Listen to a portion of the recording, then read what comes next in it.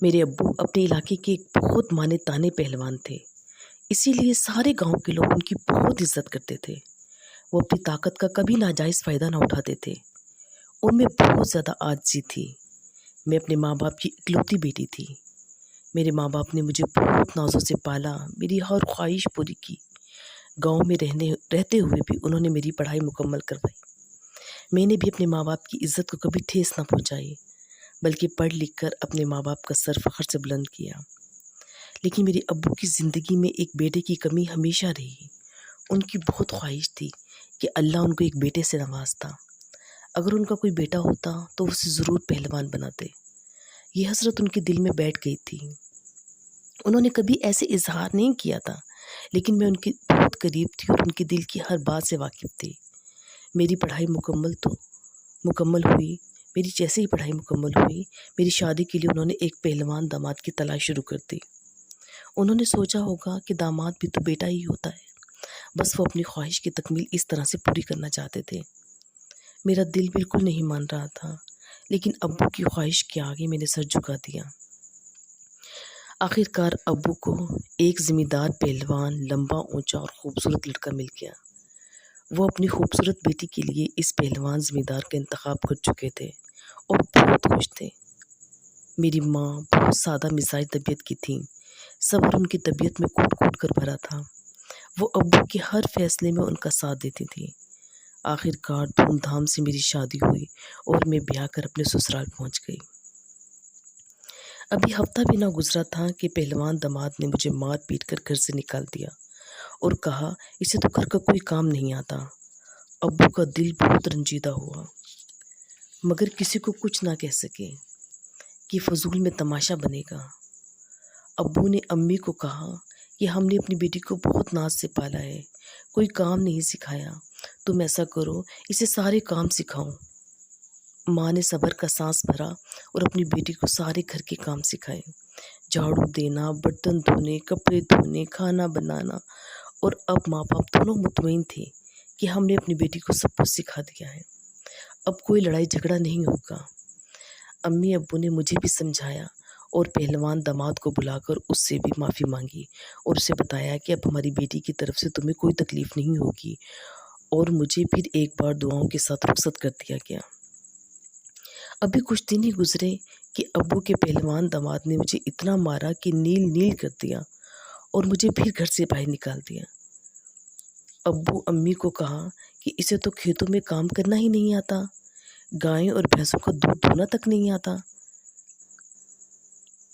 میرے ابو بہت دکھی ہوئے، لیکن زمانے میں اتنی عزت تھی اس لیے خاموش رہے۔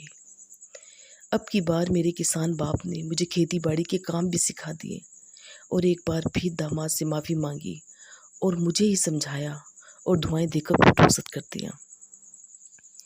ابھی ایک ماہ بھی نہیں گزرا ہوگا کہ میرے شوہر نے پھر مجھے مار پیٹ کر گھر سے نکال دیا۔ ابو نے سوال کیا کہ بیٹی اب کیا ہوا ہے؟ میں نے ابو کو بتایا کہ میں نے ایسا کچھ نہیں کیا، میں نے اپنے گھر کو بچانے کے لیے بہت کوشش کی ہے، مجھے نہیں سمجھ آ رہی کہ میں ایسا کیا کروں کہ وہ مجھ سے خوش ہوں۔ ان کو کوئی نہ کوئی بات مل ہی جاتی ہے مجھے مارنے کے لیے، مجھ پر غصہ ہونے کے لیے۔ ابو نے روتے ہوئے پوچھا بیٹا بتاؤ اب کیا بات ہوئی؟ میں نے بتایا کہ وہ کہتے ہیں کہ تم آٹا گوندتے ہوئے اتنا زیادہ کیوں ہلتی ہو؟ میرے پہلوان باپ کو اب ساری بات سمجھ میں آ گئی۔ اصل میں داماد کو روب جمانے اور مارنے کی عادت پڑ چکی تھی۔ ابو نے کہا بیٹی میں نے تمہیں سب کچھ سکھایا، لیکن یہ نہیں سکھایا کہ تم بیٹی کس کی ہے۔ میں حیران تھی، مجھے ابو کی بات سمجھ نہیں آ رہی تھی۔ چند ہی دن گزرے کہ پہلوان داماد کو احساس ہوا کہ اس بار نہ تو سسر نے معافی مانگی ہے اور نہ ہی بیٹی کو واپس بھیجا۔ وہ جب گھر آیا تو ابو نے اسے دروازے پر ہی روک لیا اور کہا واپس چلے جاؤ، آج کی تاریخ یاد رکھو، پورے 1 سال کے بعد آنا اور آ کر اپنی بیوی کو لے جانا، اگر اس سے پہلے تو مجھے نظر آیا تو تیری ٹانگیں توڑ دوں گا۔ ابو اس بار بہت غصے میں تھے، کیونکہ وہ اب تک کی لڑائیوں کو اپنا قصور سمجھتے تھے کہ ہم نے اپنی بیٹی کو پڑھایا لکھایا، گھر کے کام نہیں سکھائے۔ لیکن وہ اپنی بیٹی کو ہر طرح سے مکمل بیٹی، بہو اور بیوی بنا چکے تھے۔ ابو مجھے روز کھیتوں میں لے جاتے اور سورج نکلنے پر گھر لے آتے۔ ماں نے بار بار پوچھا لیکن یہ راز نہ کھولا گیا۔ اسی طرح سال گزر گیا اور مقررہ تاریخ پر میرا شوہر مجھے لینے آ گیا۔ ابا نے مجھے خوشی خوشی رخصت کر دیا۔ ابھی چند دن ہی گزرے تھے کہ پہلوان داماد نے عادت سے مجبور چلانا شروع کر دیا اور مارنے کے لیے ہاتھ آگے بڑھایا۔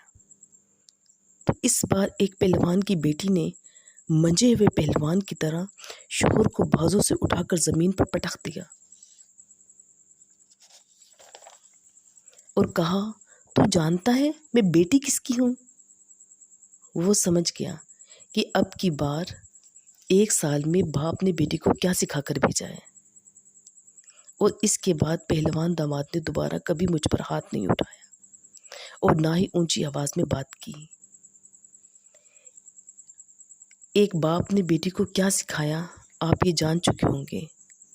ہر چیز ماں کے سکھانے کی نہیں ہوتی، کچھ باتیں، کچھ اعتماد باپ بھی بیٹیوں کو دیتا ہے۔ شکریہ۔